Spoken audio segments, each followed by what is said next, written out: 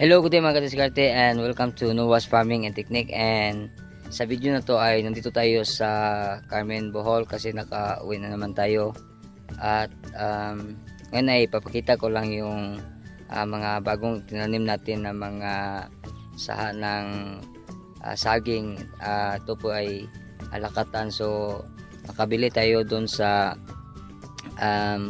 poblasyon Sor Carmen, Bohol ng 20 pieces na saha ng saging, at naisipan natin na magtanim din dito ng ilang piraso. So ang lugar kasi dito medyo pilit lang yung pwedeng mapagtaniman kasi yung ganitong klase ng pananim gaya ng saging ay di pwedeng mababad sa tubig. At dito sa ating lugar, dito sa aking mother-in-law ay medyo matubig po yung area dito, kaya pipiliin lang natin yung mga lugar na pwedeng hindi pupunduhan ng tubig kasi yung saging pag nababad sa tubig ay nabubulok po sila. So dito sa gilid ng wall natin ay pwede nating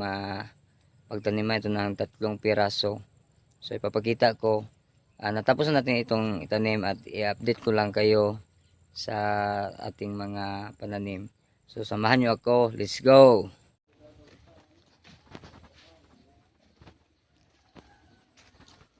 So dati dito po yung rabitan ng aking brother-in-law. So nung nakaraan ay marami pong rabbit na alaga niya dito at nagbreeding siya ng mga rabbit. So naparami niya to at ngayon ay medyo hindi na siya alaga ng kanyang mga rabbit kasi nakatrabaho na siya at minsan lang siya umuwi dito. So medyo ganito na yung naging kalagayan ng mga kulungan. So siguro baka i-repair ito sa susunod na panahon at baka ibabalik niyang buhayin tong cages ng mga rabbit. So dito pa sana, pero medyo kailangan na itong i-repair. At dito naman sa bandang dito,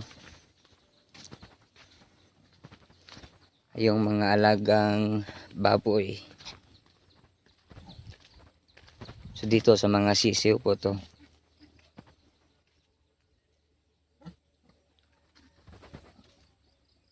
At dito may mga alagang baboy dito.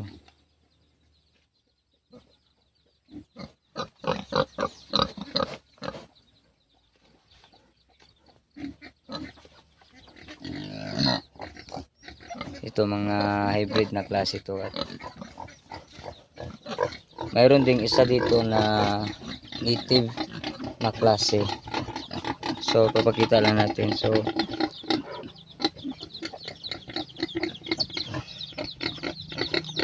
ito,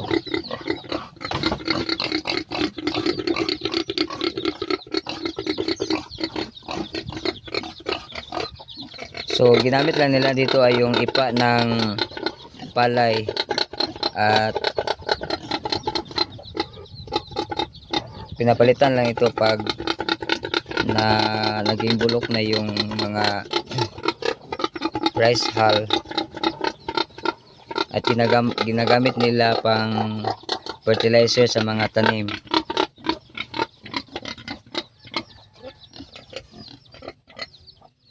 At ngayon ay pupuntahan naman natin yung ating mga tanim na mga banana o yung saging. So dito nagtanim tayo ng isa. So ang purpose natin dito ay para pag lumago ito ay magiging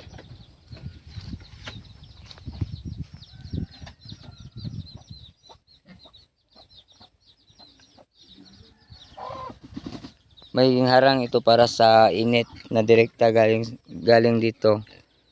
Kasi pag hapon mas mainit dito, so tinaniman natin ng saging dito para pag lumago to at magiging harang niya sa init para sa ating mga alagang baboy dito.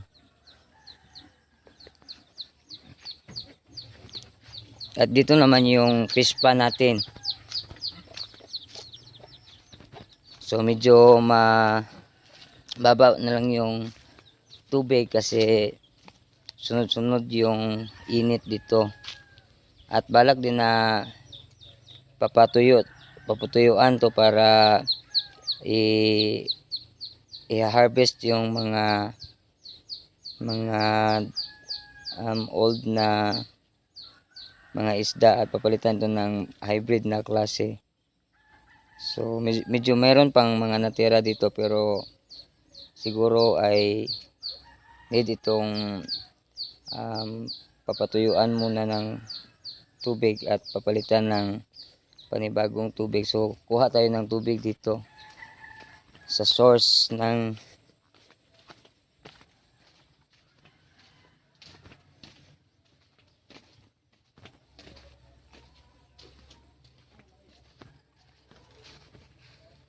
may hose tayo na Uno Media galing dito. At yung source ng tubig natin ay galing doon.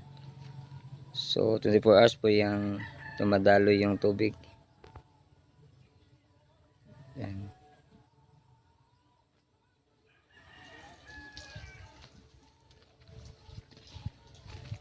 Dito ipapakita natin yung mga tanim natin. So sa gilid ng ating fish pan, dito na tayo nagtanim ng mga saging. So dito may 3 puno ng saging nating tinanim. So mag-update tayo dito magkalibas ang ilang weeks. So dito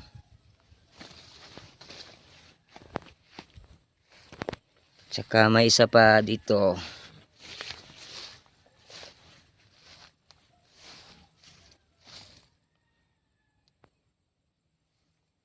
So sana ay maganda ang paglago nito.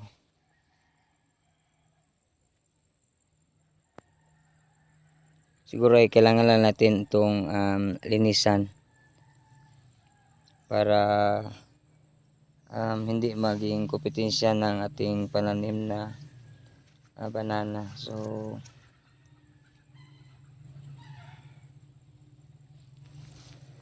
ayun po at na itur ko na kayo sa lugar ng mother-in-law ko. So may mga alaga silang manok, mga baboy at may palaisdaan din. At nag-upisa tayong magtanim ng mga saging. So yun po, sana ay sa susunod na update natin ay lalago ito ng maayos para sa sunod na update natin ay makikita natin ang development nila. So hanggang dito na lang tayo at sana nagustuhan nyo ang ating videos. At kung bago lang kayo sa ating channel at nagustuhan nyo ang ganitong mga usapin ay please click subscribe and click na rin ang notification bell para maging updated kayo sa ating mga panibagong videos. So hanggang dito na lang tayo and thank you for watching. God bless and goodbye.